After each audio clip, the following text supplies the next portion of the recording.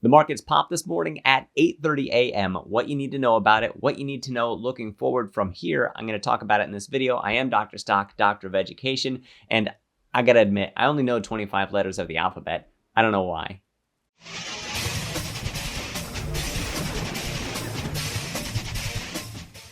One of the big fears that we had in the market was further Fed rate hikes. And this morning we got some jobs data that was found to be very favorable because it reduces that chance that we get further rate hikes. And I'm going to show more of that throughout this video. And also later on today, I hacked up to 16 free stocks using my link down in the description. And then also my Patreon, I'm going to talk about that as well. And I'm super excited to talk more about my options course that I have also over at the Patreon. For right now, I really want to get into the economic data that we got. So let me put this up here for you so that you can see it.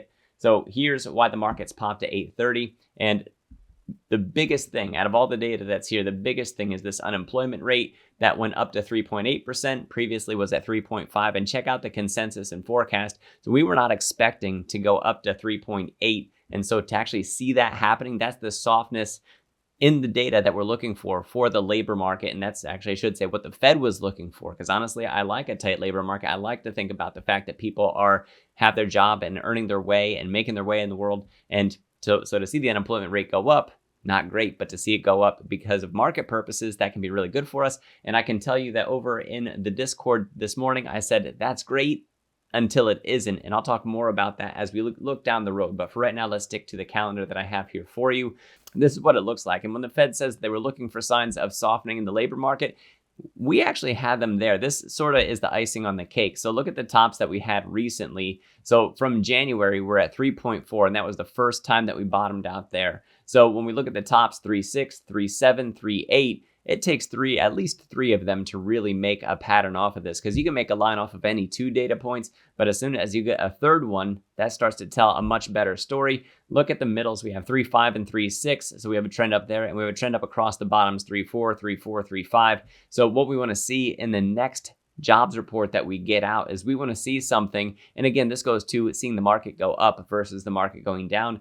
We don't want to see this 3.8 jump a whole lot from there. It starts to get scary as that unemployment rate climbs, because that can be signs of economic distress. And the more distressed we are economically, the more the markets sell off on us. So I do talk about this because it is a finance channel. I talk about the markets that we see. So that's what we have. And just in case you couldn't see it because I was blocking it, here's the trend I was talking about across the tops.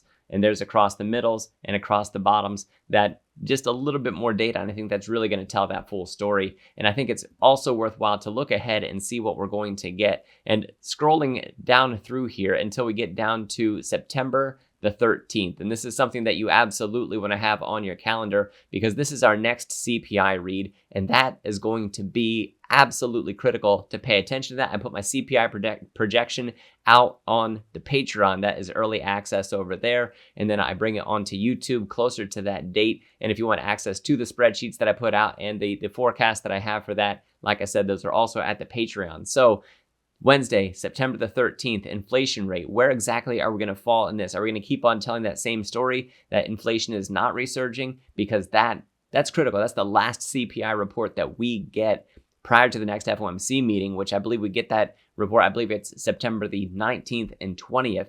And on the 20th is when we hear from them whether or not they put in that next rate. And we'll take a look at the probabilities for that. And then the next thing you put on your calendar is PPI, which comes out the very next day, September the 14th. That's the last producer price index that we get, again, prior to the FOMC meeting. That's going to be very critical for us. And then Friday that follows, that would be on September the 15th is what we're looking at here. On Friday, September the 15th, we have, where is it? There we go. Michigan consumer sentiment at 10 a.m. All of those should be relatively large catalysts looking forward from here. So we'll have to see what the market looks like between now and then. And like I said, the unemployment change that we had that went up to 3.8% from when we were expecting 3.5. It's like, yes, less chance of the Fed rate doing another rate hike for us. However, the trouble is if that unemployment rate continues to climb, that really spells signs of distress, signs of trouble. So that's also something that we want to watch for. So check this out. Here's the CME Fed Watch tool. And we are at 93% certainty, or 93% probability, I should say, that there's not going to be a rate hike taking place in September. And it's even more exciting than that. And I'm really excited to talk about this. So let's go out to November and see what November looks like.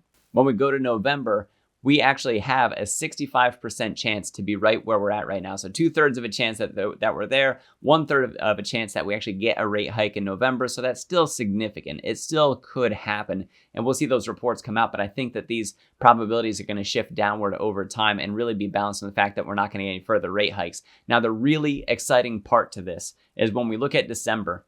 Right here, 8.6%. This was previous at 4.9%, previously at 1.8%. And it was at actually 8.8%. So it's almost as high as it was a month ago. The fact that we could possibly maybe see a rate cut coming as soon as early as December. And that's something that I was talking about on my channel a while ago. First of all, I said, I don't think that we have any more rate hikes coming for us because I think the economic data is going to tell us the story that the Fed needs to see. And they're going to have a hard time justifying another rate hike, especially with everything else that's going on with the banks and credit tightening, the concerns about commercial real estate, and more rate hikes could possibly put more pressure on the banks and put them further underwater and could possibly cause a further flight risk, especially if it really means increasing the yields on US bonds, for example, where the people could get a better return going over to that rather than having their money sitting in the bank. And so those bank runs only being more likely as that sort of thing happens. So I don't think that more rate hikes would be a responsible thing. I think that they're saying it because they need to say, if things show us that, then we possibly get more rate hikes. However, I think it's busted. I don't think that we're going to get any change. And unless something really does change in some radical way that I don't expect, I think we're good on rate hikes. As a matter of fact, I've called for that first cut to be as early as December or January. And I know that that's a lot earlier than other people are saying. People are saying as early as March and maybe even by June that we would see that of 2024. And I said, I think December or January. So I don't know that we see that softness. And in ways, I kind of hope that I'm wrong, because if we do see rate cuts that soon, it means that there is economic distress that we're seeing big signs of, and the Fed's seeing it to the point where they can't justify keeping that higher for longer rate that they've been talking about so much. So, like I said, I hope I'm wrong for that reason. And let's move on from there over to the markets. I will be showing you the Moomoo app in this video. You get up to 16 free stocks using my link down in the description. Not only have they recently added on advanced options strategies, which I'm super excited about, especially because I have my options course that I'm developing over at the Patreon, but more than that, you also, by signing up and making your deposit using my link, for $100, you get 5 free stocks. The $1,000 and $5,000 tiers gets you 15 free shares. And then the $5,000 tier also comes with a guaranteed share of Tesla or Google, which are both incredible companies.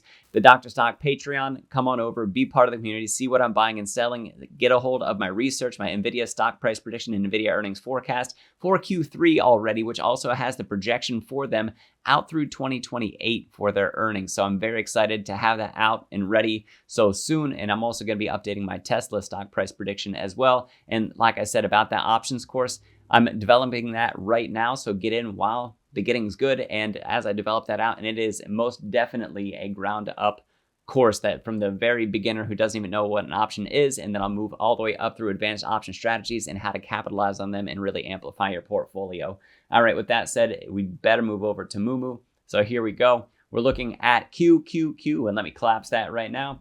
And we've been on decent run for this. Now, we actually had opened up a little bit higher, but we're softening a little bit, and we'll see what it actually looks like. I think the last hour is going to be very telling for us for this. And like I said about the unemployment rate, it's good because it means less of a chance of a Fed rate hike, but it's good until it isn't. If we continue to see more softness, we get even more worried that things really aren't going just as well as we thought, and that can really impact the markets. So keep an eye on that 50-day, which right now that 50-day is at about 371 and we're sitting at 378. So that's 2% to the downside. That if we start messing around with that 50-day, we certainly don't want to break that support. We at least, as for right now, have the bottom of this channel to fall onto, but support after support, we don't want to see them give way and fall into the next thing. The 50-day, I think, is fairly strong. This one's okay for the channel, and I think that just down here at about 358 is really where we see that. Now, to the upside of this, that if we do continue to get positive news and positive results of economic strength, and then we are threading the needle